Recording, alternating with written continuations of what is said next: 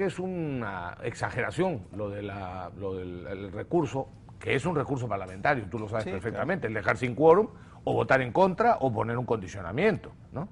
Que yo creo que la oposición ha actuado dentro de los parámetros de la hermenéutica parlamentaria, como decía un antiguo senador, ¿no? Enrique Chirino Soto. No, Enrique sí, pero sobre todo el aprista, bueno, no recuerdo ahora el nombre, pero sí, Enrique también. Es un recurso parlamentario perfectamente lícito.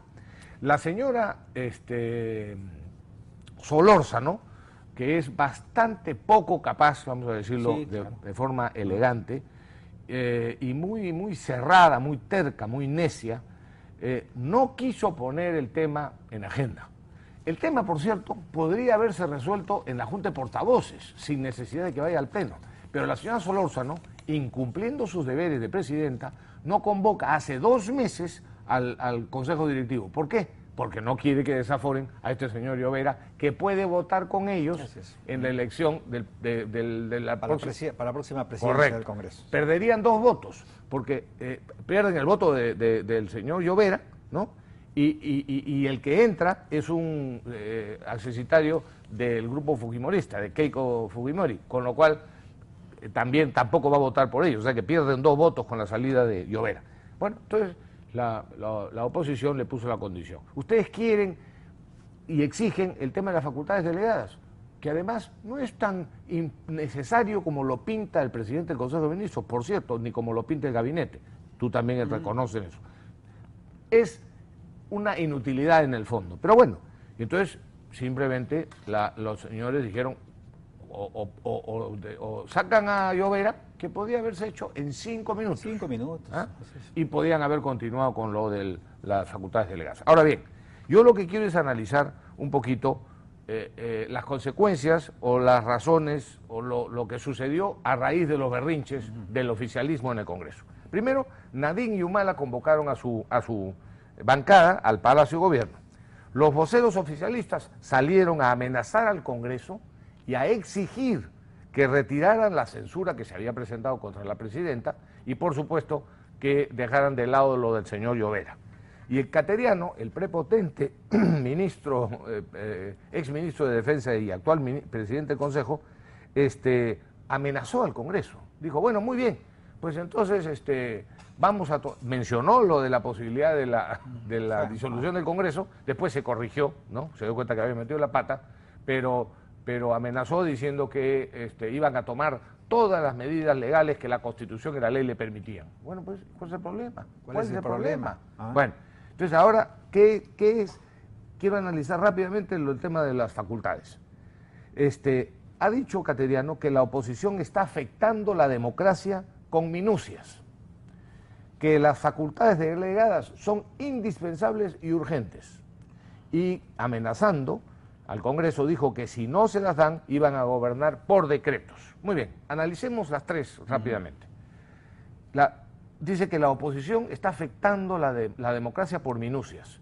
Quien afecta la democracia, me parece a mí, es el oficialismo, haciéndose cómplice del sentenciado Llovera al no querer expulsarlo, porque es una burla al Poder Judicial y una burla a toda la paciencia de los peruanos de que se mantengan corruptos en el Congreso.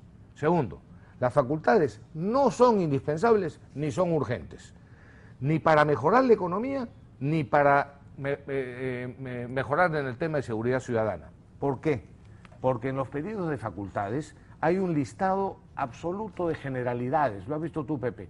No es que establezcan cosas concretas, sino puras generalidades. Bueno, o sea que no saben tampoco qué decretos legislativos quieren aprobar. Si los tuvieran, en todo caso, podrían enviarlos al Congreso con carácter de urgencia y no hacía falta ninguna delegación de facultades. Porque el Ejecutivo podría enviar sus iniciativas pidiendo que a través del procedimiento de urgencia se aprueben. Y porque el Gobierno muestra una tremenda incoherencia al pedir la delegación de facultades diciendo que es una urgencia, pero pidiendo para legislar 120 días. Entonces, o sea, 4 meses. ¿Dónde está la urgencia si se van a demorar 4 meses, Pepe? ¿Ah? Bueno, y tercero, que si no les dan las facultades, entonces van a gobernar por decretos. Mire, no hay problema. Que empiecen a hacer lo único que no han hecho hasta ahora, que es gobernar, que es para lo que los han elegidos. que apliquen la ley, que pongan mano firme, que restablezcan el principio de autoridad, etcétera. Con eso, y no con nuevas leyes, van a mejorar el tema de la delincuencia y, por supuesto, el asunto económico, ¿no? O sea que, en resumen, sí, yo no niego que tenga su parte de responsabilidad, pero una responsabilidad que yo le entiendo positiva. Sí, claro. Lo que pasa es que no me he explicado bien. Tú estás planteando tratar a los señores representantes del oficialismo como personas adultas y responsables. Y yo estoy planteando realmente presentarlos o elevarlos a la categoría de minusvalía política, ¿no? Cuando tú tratas, Rafael, con un homínido como Abu Ghataz o con pulpines como la presidenta del Congreso y otros indocumentados más, ¿no? Es evidente, ¿no?, que tienes que armarte de paciencia y de otras virtudes más. Lo que yo digo es esto, Rafael: si la oposición es políticamente superior, y de hecho lo es, debe comenzar por definir lo esencial de lo importante. Sí, estoy de acuerdo. Y lo esencial en estos momentos, al menos para la opinión pública, eran las facultades delegadas. O por lo menos explicarle por qué no es tan importante. Así es. Y lo de Llovera lo podían solucionar unos días después, ¿no? Así de que, por eso hablo yo de la madurez política que le ha faltado a la oposición para tratar con indocumentados, que es lo que tenemos en el Congreso, ¿no? Ahora, en el tema de las facultades delegadas, ¿qué es lo que está planteando el gobierno? Dicen que son 3 rubros. Primero, promover inversiones, simplificar trámites administrativos y afinar el combate contra la delincuencia. Ya, ahora, dime si no son generalidades. Son temas generales, borrosos, y lo más probable, como ya ha pasado antes, es que fracasen. Pero de repente la chuntan, y para la opinión pública, para mucha gente, ¿no?, hay alguna expectativa en que de repente hacen algo interesante, ¿no? En todo caso, el Congreso quedaría mal parado si no se le diesen a este gobierno algunas facultades en algunos temas como la seguridad ciudadana, por ejemplo, ¿no? Yo he podido recoger la opinión de algunos miembros de la oposición que dicen que en términos generales ya existe el marco legal adecuado para luchar contra la inseguridad ciudadana. Esto para mí es una verdad a medias. Cierto es que el gobierno ha fracasado en esta batalla por falta de estrategia, de gestión y de liderazgo político. Pero es falso que el marco legal no pueda mejorarse. La delincuencia juvenil, por ejemplo, no solo se dedica al sicariato, sino que también es responsable de la mayoría de los delitos que se cometen en nuestro país. Sin embargo, nuestra legislación es totalmente benigna con estos criminales. Lo que cometa un muchacho de 16 a los 18 años es falta, no es un delito, ¿no? En el Reino Unido, hace unos 6 meses atrás, un muchacho de 16 años asesinó a su enamorada de 15 años.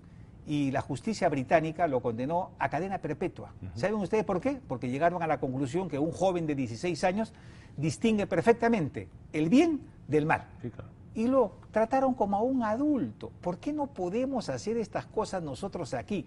¿Por qué tenemos una legislación tan torpe? Bueno, esto es parte de lo que se propone modificar. Pero Pepe, ahora, una pequeña introducción. Yo estoy de acuerdo con ese razonamiento.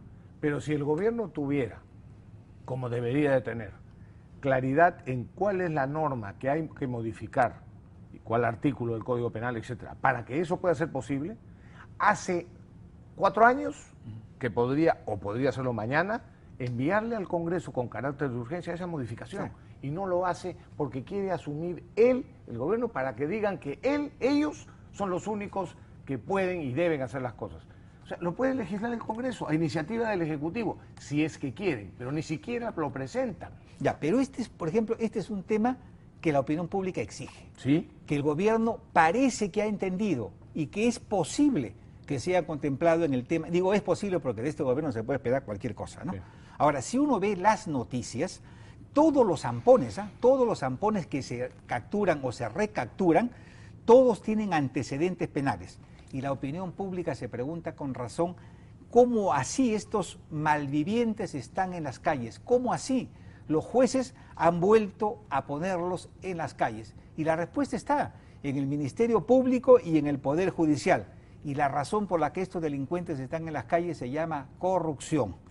Los reincidentes deberían ser condenados por lo menos a 20 años de cárcel efectiva. Y esta tarea también le corresponde al Congreso. En Estados Unidos, por ejemplo, el reincidente lo fue? condenan y ya no tiene ningún beneficio penitenciario. O sea, no puede salir antes de cumplir toda su sentencia. ¿Por qué no podemos ser drásticos en este tema?